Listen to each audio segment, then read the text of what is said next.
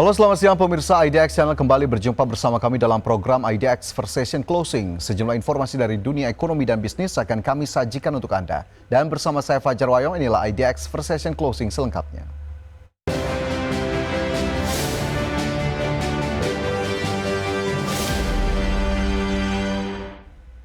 Kita ke informasi pertama, pemirsa. Lembaga pemeringkat internasional S&P Global Ratings kembali mempertahankan peringkat kredit Indonesia pada level BBB dengan outlook stabil. S&P memperkirakan defisit fiskal Indonesia akan tetap terkendali di bawah 3% dari PDB selama 3 tahun ke depan. Lembaga pemeringkat internasional Standard & Poor's Global Ratings kembali mempertahankan peringkat kredit Indonesia pada level BBB dengan outlook stabil. Outlook ini mencerminkan kekuatan fundamental ekonomi nasional, termasuk pertumbuhan ekonomi yang solid, pengelolaan fiskal yang cermat, dan kemampuan mengelola utang secara hati-hati. S&P memperkirakan defisit fiskal Indonesia akan tetap terkendali di bawah 3% dari PDB selama 3 tahun ke depan. Proyeksi ini selaras dengan komitmen pemerintah dalam menjaga keberlanjutan fiskal sambil tetap mendukung pertumbuhan ekonomi. Sementara itu, pertumbuhan PDB Indonesia diperkirakan akan tetap kuat di kisaran 5% per tahun yang didorong oleh konsumsi domestik sebagai mesin utama. Seiring dengan pertumbuhan ini, pendapatan per kapita Indonesia juga diperkirakan meningkat hingga $5.000 Amerika Serikat pada tahun ini. Langkah pemerintah dalam mendorong hilirisasi industri berbasis komoditas seperti pembangunan smelter nikel dan pabrik baterai kendaraan listrik diyakini akan memperkuat posisi eksternal Indonesia di tengah gejolak global. S&P bahkan mencatat adanya potensi kenaikan peringkat kredit Indonesia di masa mendatang apabila upaya stabilisasi eksternal terus diperkuat. Dalam keterangan resminya, Kepala Biro Komunikasi dan Layanan Informasi Kementerian Keuangan, Denis Suryantoro mengatakan, keputusan S&P merupakan bentuk pengakuan atas keberhasilan kebijakan ekonomi Indonesia di tengah tantangan global yang belum mereda. Denny memastikan pemerintah bersama Bank Indonesia akan terus mewaspadai dinamika global dengan fokus pada pengendalian inflasi, menjaga daya beli masyarakat, serta mempertahankan momentum pemulihan ekonomi nasional yang solid. Jakarta, Tim Liputan IDX Channel.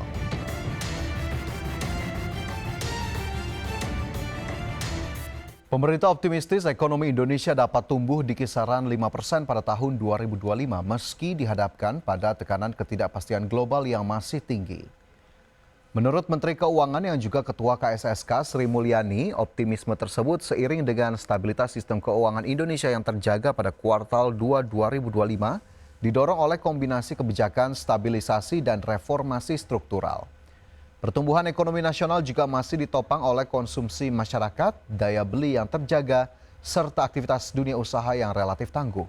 Peran APBN sebagai instrumen counter-cyclical juga menjadi kunci penting dalam menjaga momentum pertumbuhan. Selain itu, keberhasilan dalam negosiasi penurunan tarif ekspor ke Amerika Serikat juga dinilai akan memperkuat kinerja sektor padat karya seperti tekstil dan furniture. KSSK optimis bahwa pertumbuhan ekonomi Indonesia pada triwulan kedua akan tetap terjaga. Konsumsi dan daya beli masih positif, serta aktivitas dunia usaha yang cukup resilient yang didukung oleh peranan APBN di dalam menjalankan fungsi counter-cyclical maupun di dalam memperbaiki distribusi dan efektivitas market. Meski pemerintah optimistis akan capaian pertumbuhan ekonomi yang tetap positif di angka 5% pada tahun ini, nada yang lebih hati-hati datang dari lembaga-lembaga global.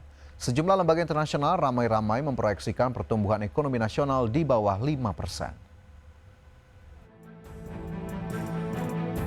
Di tengah keyakinan pemerintah akan capaian pertumbuhan ekonomi yang tetap positif di angka 5% pada tahun ini, nada yang lebih hati-hati datang dari lembaga-lembaga global.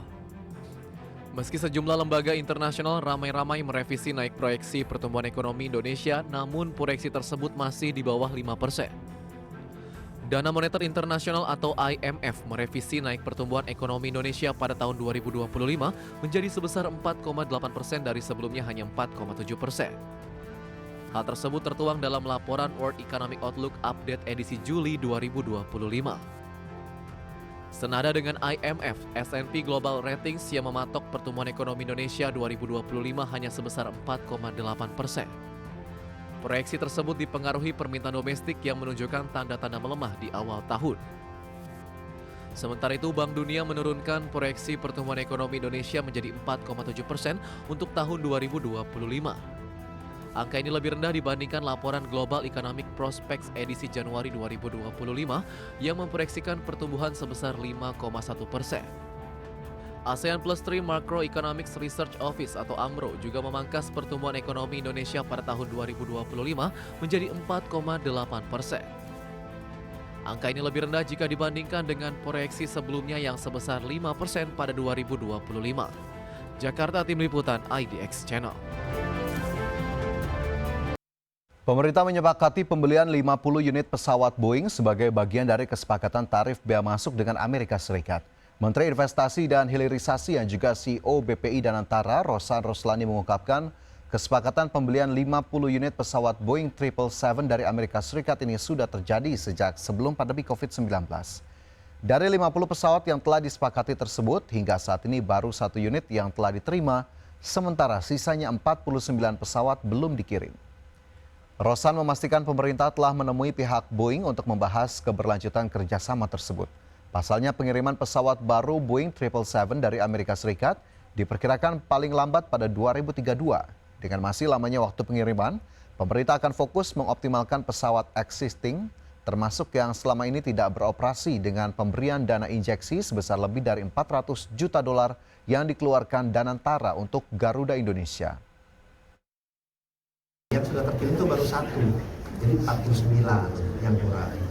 Nah, dalam hal ini mereka pun sudah bertemu dengan Garuda, dan juga bertemu juga dengan kami untuk membicarakan ini kelanjutannya seperti apa. Nah, karena delivery-nya ini untuk Boeing sekarang yang baru itu paling cepat itu adalah tahun 2031-2032 untuk pesawat yang baru. Sebelumnya, Menteri Koordinator Bidang Perekonomian Erlangga Hartarto mengungkapkan pembelian 50 pesawat Boeing yang menjadi bagian kesepakatan diskon tarif resiprokal yang diberikan Presiden Amerika Serikat Donald Trump merupakan kesepakatan lama. Erlangga menegaskan rencana pembelian pesawat Boeing merupakan kontrak Garuda Indonesia yang baru terkirim 1 pesawat. Kesepakatan itu sempat terkendala karena Garuda terjerat masalah korporasi. Kondisi ini membuat Garuda Indonesia berada dalam status penundaan kewajiban pembayaran utang. Hadirnya Badan Pengelola Investasi Danantara kini diklaim memberikan dukungan pendanaan kepada Garuda. Oleh karena itu, perusahaan plat merah tersebut bisa melakukan rekapitalisasi sebagai bagian dari proses restrukturisasi. Serta mendorong peningkatan logistik interkoneksi antar pulau. Tentu interkoneksi antar pulau kita memerlukan banyak pesawat, dan tentu salah satu selain yang bisa disediakan salah satunya dari Boeing agar kargo juga bisa berjalan, dan tentunya trade ini akan diikuti oleh investasi.